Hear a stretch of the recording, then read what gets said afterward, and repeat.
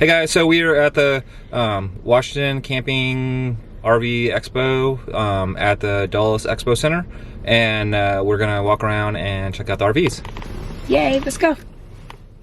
Hey YouTube, so we are shopping for a RV that we might purchase like in the next, I don't know, couple years or whatever, so we can full-time RV, say in like 4 or 5 years or something like that. And so this is a Momentum. This is a 320G G class. The G class is the lower class. The M class is the higher end class of the Momentums. This isn't our favorite floor plan for the Momentums, but it's the only one they have at the show. And I know like this is going to be kind of a quick video. This is actually one of the top trailers like on our list altogether. But we've had opportunity to be in so many of these Momentums now. We are in Momentums in Las Vegas. We are in Momentums in like at Beckley's, like right nearby our home. Like we can be in these things anytime we want. So we just kind of rushed the review a little bit. So anyway, so she went in the restroom there, which is like right at the door, and you can get into the restroom with the slides in, which is like really nice. And the thing that's really nice about the Momentums is the shower area is usually like pretty large. The bed comes in king or queen, which is nice, and there's like lots of storage in the bedroom. We actually prefer the 397 model, which is the same one they have on Changing Lanes, like if you watch YouTube, which has the slide up here, and it goes in the other direction, so the bed doesn't like face ahead of the trailer. Instead, it faces like where she's standing at, and then those bureaus are on the right. And the reason why we prefer the 397 model over this model, for the bedroom at least, is because like right here in the corner where I'm like touching is where the washer and dryer is. But on all the rest of the models, the washer and dryer is back in the garage. And so it'll be in the garage, like in this unit. There's 3 air conditioners typically. There's one like in the bedroom, there's one in the center room, and then there's one in the garage also. And they have these like neat little metal like plates like over the sink. I kind of like that now. I don't know why, it seems kind of cool.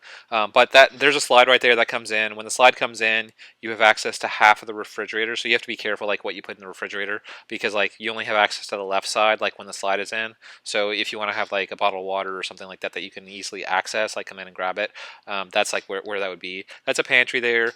The furniture is like really awesome. Like, so this is a Thomas Paine couch. And then traditionally on most of these units, I don't know if like this specific one, I wasn't paying attention, sorry. They usually have like a table like next to it. So like our preference would be, and they have all these different configurations, but our preference on these is like the love seat with the 2 seats and then a table next to it. But once again, it depends on exactly which floor plan like you're looking at. And we prefer these floor plans that have like the TV right here in front of us. They have a couple floor plans where the TV is on the right side, kind of over there, like where I just turn the camera magically, and we do not prefer that.